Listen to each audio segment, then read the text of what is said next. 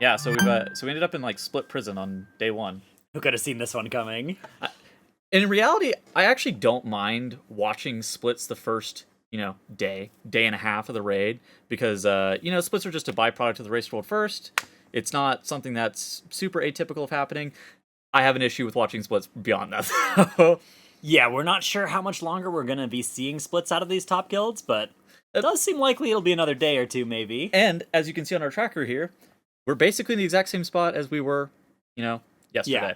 So no guild has no guild has even like really attempted Aeronog in any meaningful capacity. We do know that at least Imperative pulled it 5 times or something, yeah. Yeah, pulled it 5 times and bailed on it even yesterday, but Raszageth Heroic as well, also something that has yet to be killed, best guild in the world. Yours, Vesper, currently at 60.1% on that boss, 25 pulls in or something. Let's go! Yeah, so that is definitely something that, 7 out of 8 Heroic is currently the stopping point for the Race to World First guilds. They're instead opting to go and do more splits instead, which obviously sucks to watch, but yeah. My guild is a top 50 world guild. I mean, we're good, but it's a situation that we start pulling Raszageth Heroic. We're doing it in like a not even as big of a split as some of these other guilds, but we're still doing it in a split, and it is not easy, and we don't know if we're going to be looking to kill it even this reset. Like what long term it's going to look like. That boss is very, very hard, but it also has important loot such as tier gated behind it. Yeah, it's going to be an interesting question because there's a lot of gear that everybody can. I mean, we're looking at people's item levels, right? Like even currently a geared guild is like 385 average across their guild, right? There's a lot of better gear you can get if you're spending your time right now doing M+ or doing splits, right? Like that, your item level will go up by doing that. But, if you do that and then you consolidate down to just one main team, like you could probably go kill some easy mythic bosses. You could probably kill Raszageth by doing that if you were in a guild like Echo or Liquid right now. Yeah. It's just, that's not worth it, right? Because that hurts your ability to kill mythic Raszageth first. You're trying to just gear up for that. So we titled this split optimization. Let's talk about, basically... between Liquid and Echo, there is a big difference in what they're doing with their splits. So for Liquid, yesterday we talked about it, how they were going into normal. That seemed pretty reasonable with the massive item level disparity. Echo has decided that was a foolish decision. That's going to make you either have to do more splits. It's going to be more difficult identifying what character is going to end up being your main. In addition to that, it just seemed like Echo believed that was a bit more of a foolish error. How are you feeling about the two distinctions? Do you think that's like long term? Is there going to be any impact between this? I think that long term, I like the way that I feel like Echo got the better of this first day. Partially, they had a longer day one because their servers came up at 5 a.m. instead of 11 a.m. or something like that local for the for Liquid, but. Even still, I think that Echo got a lot done with their day. They got Heroic Broodkeeper down in like all their splits. They spent a lot more time in Heroic than in normal, which was not true of Liquid or BDGG. So I think that's a good sign. I mean, I feel like that is good news for Echo if they end up not then needing to go back and then paying all that same time in normal. But even if they do, it's going to be a little bit faster. So I don't know. So at this point, you would kind of expect Liquid to continue to have like a 9-hour advantage. And whenever you're looking at where Liquid is, at least at current time of recording this, they're still in heroic splits. Like they're still doing heroics. They're trying to get as much gear on their players, which means that I think for Echo, they're going to have, I don't want to say 9 more hours, but a decent amount more time that they need to spend on their normal runs. Mostly, I think that's where a lot of their time is going to come through is the normal runs. Yeah, in normal in particular, like maybe you can optimize a little bit and get a lockout that's like 3 out of 8 already and not kill those first 3 because the first 3 don't drop tier, although they do drop some of those very rare items that can be good. There's like a ring from the first boss, so maybe I'm not sure how exactly Echo will optimize that, but if possible, I mean, you could try and do M+ as well. There's an argument to be made for getting yourself some M+, getting a helper to give you a 15 or 16 key or something, and then running that, getting some keys on your characters, running a bunch of 16s, getting the item that lets you upgrade your crafted gear to 418.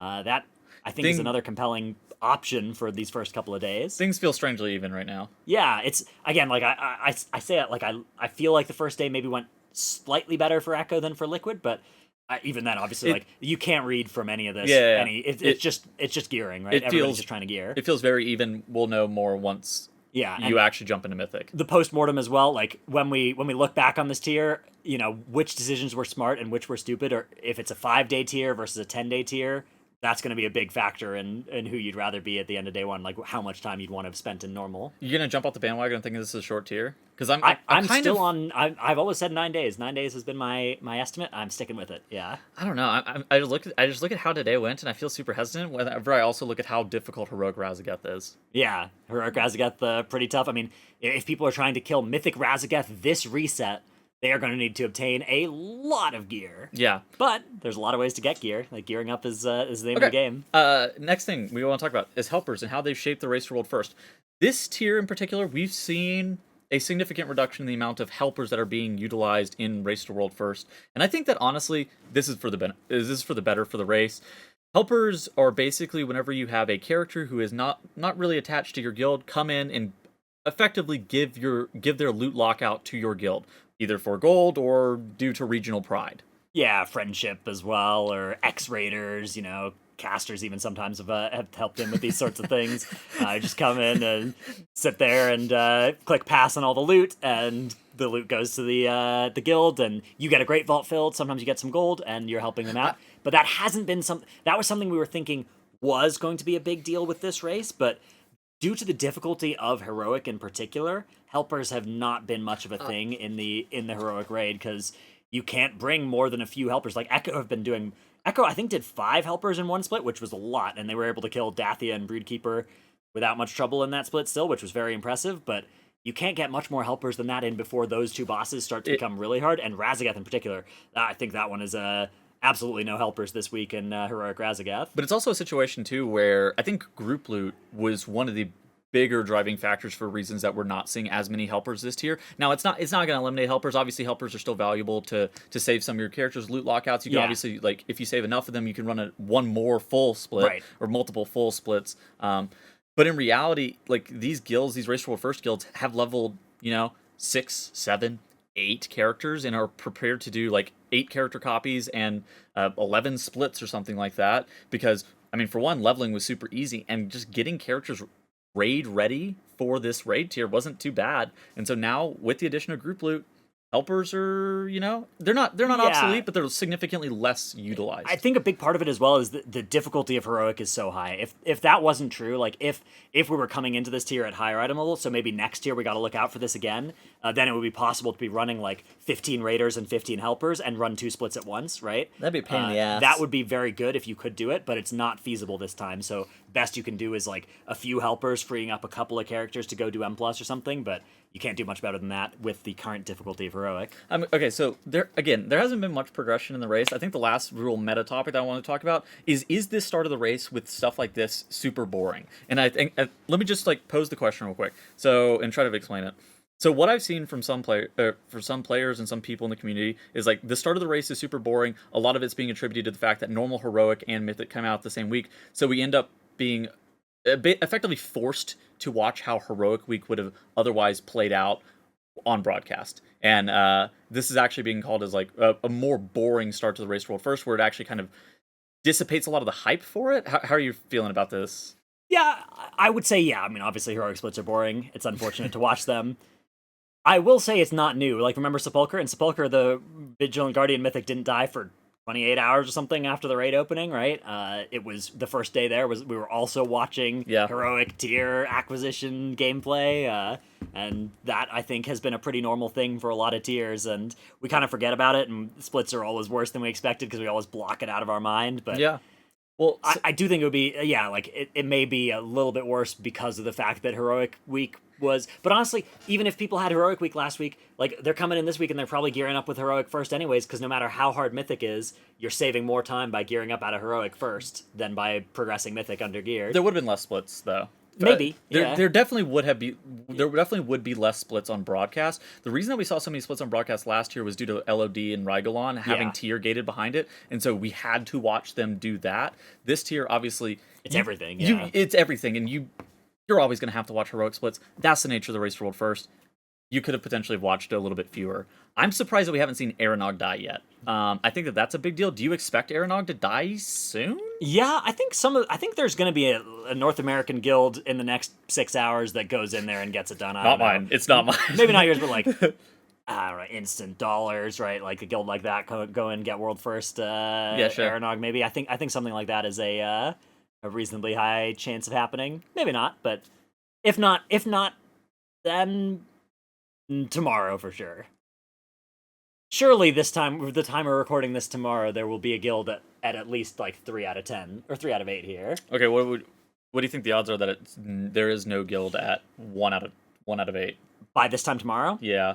20%, 30%. Okay, so there's definitely still a real chance. That's not even like unlikely. That is just like those are actually pretty decent odds for it to not happen, which is crazy. What do you think? Are you agree or?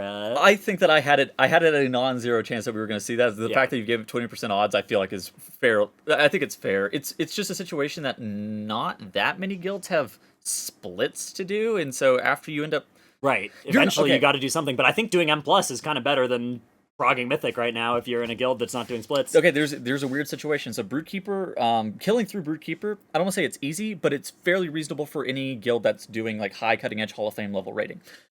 Heroic Raszageth seems like it's not reasonably killable without dumping a bunch of pulls into it, which I would not necessarily recommend it. Like you're better off spending your time elsewhere. And so then at that point you could either do potentially either Mythic Plus, or you could go kill Mythic Aranog and try to kill like Mythic Taros and that kind of thing. Maybe M+ is actually just better there, though. M+ is good. I'm telling you, M+, get your concentrated primal infusions, get your gear, get your Great Vault filled up. You know, especially if you're in a Race to World First guild, the Great Vault might not have value because the raid might end before you open it. Yeah. If you're in any other guild, those Great Vaults are going to be really important, and filling it up with +20 loot is really good because you're probably not going to fill it up with many Mythic raid slots in your vault. So okay, what do you think the next 24 hours looks like for the Race to World First guilds? Yeah. Okay, so finish splits maybe and start up either M+ or maybe Mythic Prog. Okay, so let's pitch it from. I guess we'll start with Echo since Echo just finished their day. What does their next 24 hours look like? They're gonna finish up normal. Okay.